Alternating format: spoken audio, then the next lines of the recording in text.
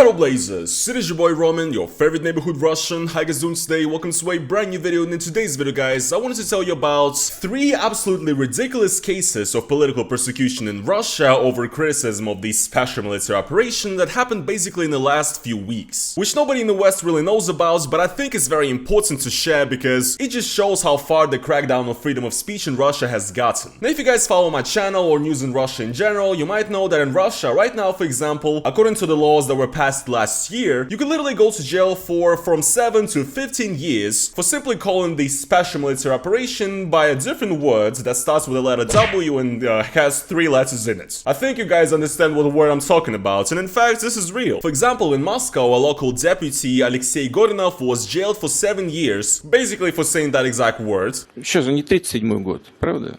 Что хочешь, то и говори, тем более в интернете.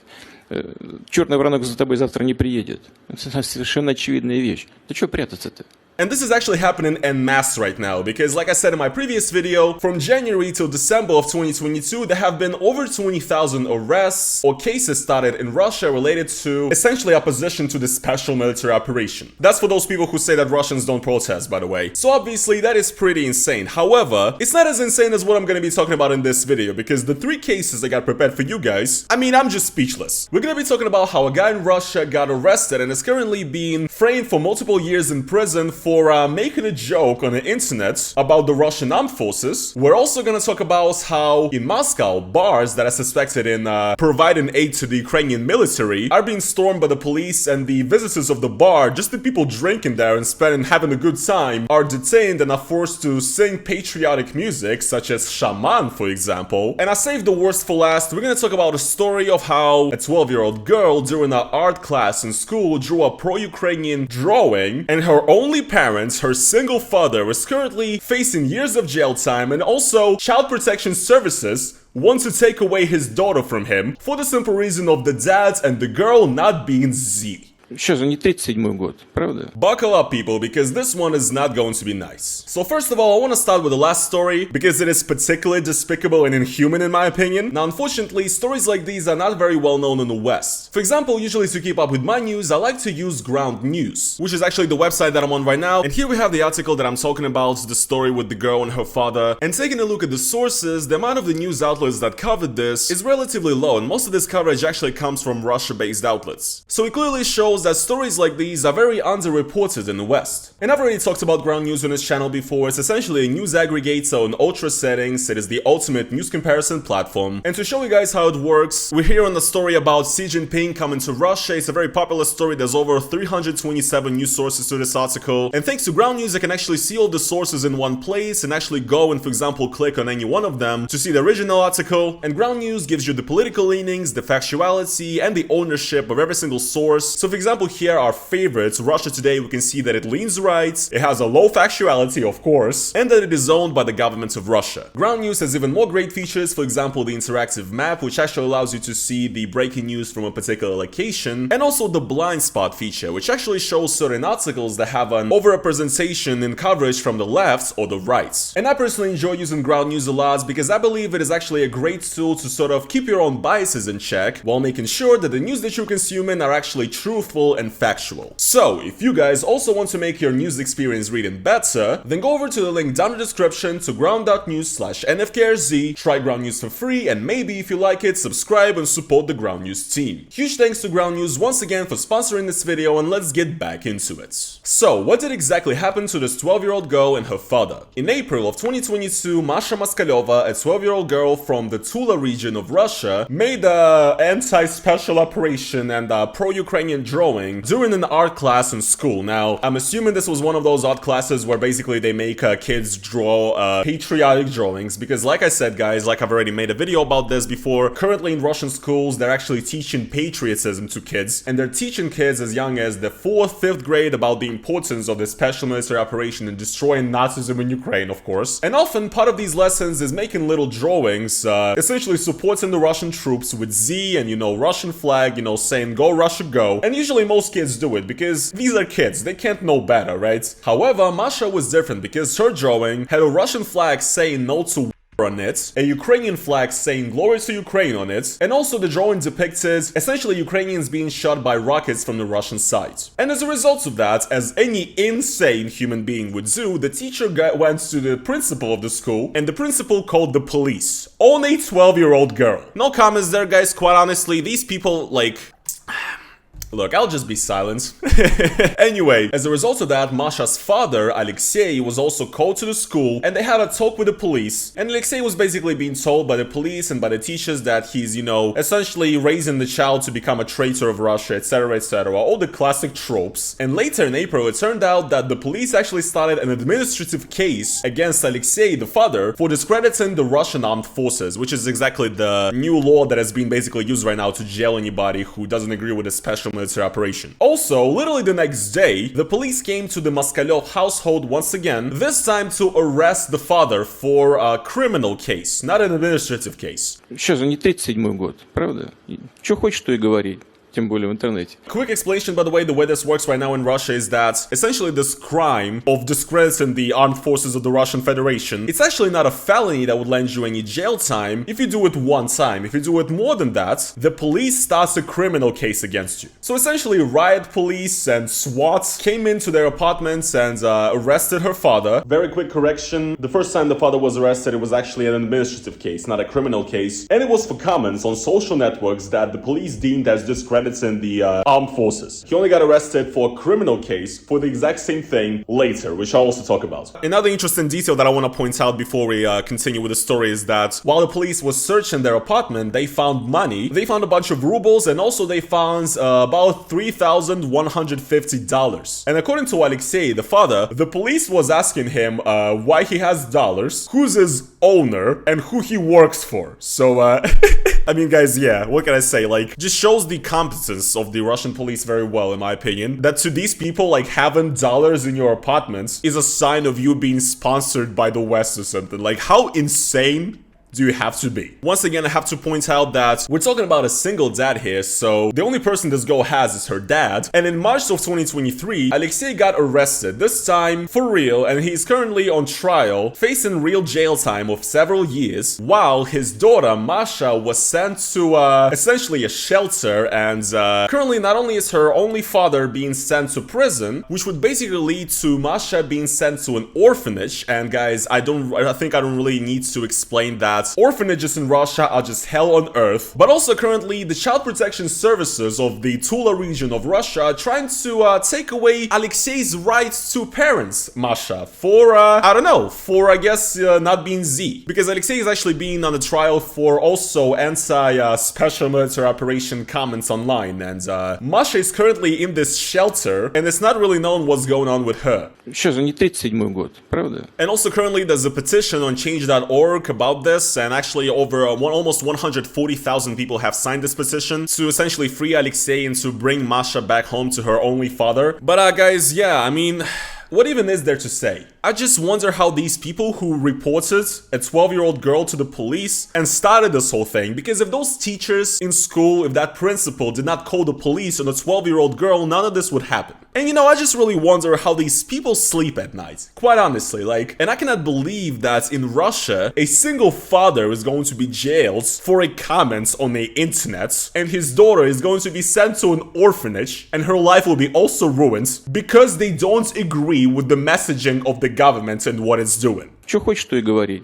Тем более в интернете. I'm sorry, guys, but this is, I wouldn't really say it's an exaggeration to call this the year 1937. Like, this is Stalin times at this point. Because in the Soviet times, if a person was convicted of being a national traitor or whatever, or a spy or something like that, his entire family would also be sent to the gulag, or, you know, just be shunned, or their lives would be ruined in any other way. This is happening right now. Okay, fair, like, if you're Z, this is a child we're talking about, okay? Like, can you maybe just give her a talk, a little warning, and she'll pretend like, you know, she's Z now and she understands the importance of the special military operation, when of course, you know, she will be deeply convinced otherwise, but at least she will pretend, and you know, this whole thing will end. But no, they have to also go so far as to jail her dad and send her to an orphanage. These people I'm sorry, but these people have like no humanity. How can you do this to a child? And once again, this is a story that nobody in the West really knows, and I think it's very important to shed the light on this, on just how insane the situation with freedom of speech and human rights in Russia currently is. And yet again, guys, I have to read every single day that Russians don't protest. Let's talk about our next story, which also I think is characterizes the current situation in Russia very well. Essentially, in Russia, a man from the Ryazan region is currently on trial for a felony for the criminal case of discrediting the armed forces of the Russian Federation for posting a short joke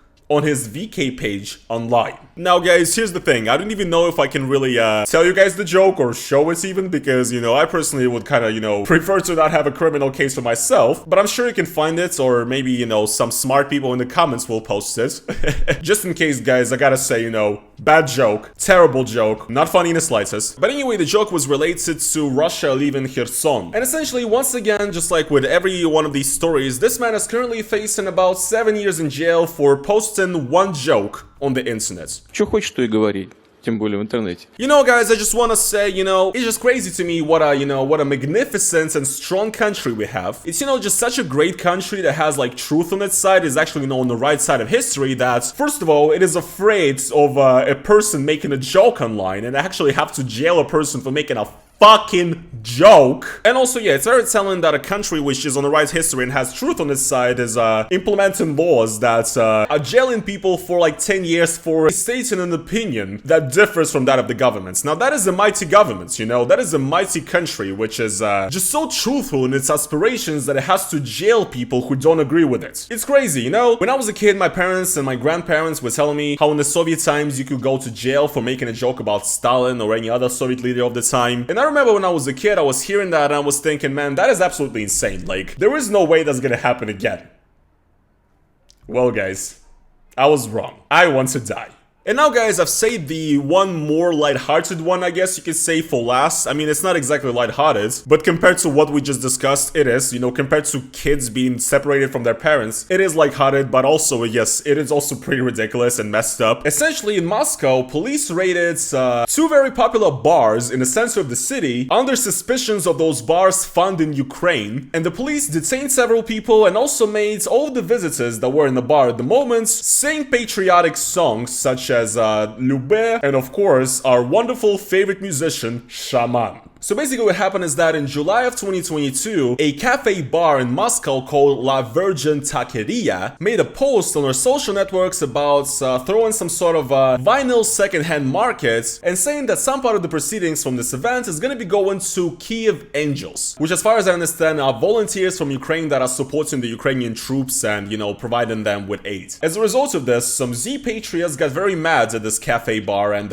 essentially reported it to the police. And this place, La Virgin Taqueria, and also Underdog, which is a bar that is owned by the exact same people, essentially they made public apologies saying that their accounts were hacked and actually they were not trying to fund Ukraine or whatever. So that was in July of 2022 and the story basically ended there. However, basically last week the police and OMON, which is like the Russian SWAT, stormed into both of these places, Underdog and La Virgin. What happened is that several people were detained, several visitors and several workers, I assume. One of the people, I believe a woman that was just hanging out in the bar, she was forced to draw a giant Z and a phrase saying "Za Rossiyu," which means for Russia, on the door of the bar. And also the police forced the people inside the bar who were just, you know, people that were not related to this in the slightest. Like, okay, fair enough, right? If you want to fuck with the bar for supporting Ukraine, seems logical from a Z perspective, right? However, what the fuck do the people just drinking beer inside have to do with it? But anyway, people were forced to listen to and to sing along to songs by Lube, which is one of the most Z bands of all time, one of Putin's personal favorite bands, and also to Shaman, which is, you know, a punishment that might be, you know, worse than anything else I mentioned in this video. Well, not really, obviously, but guys, I just want to try to make at least one joke in this video, because overall it's pretty fucking sad. But yeah, there's actually a video.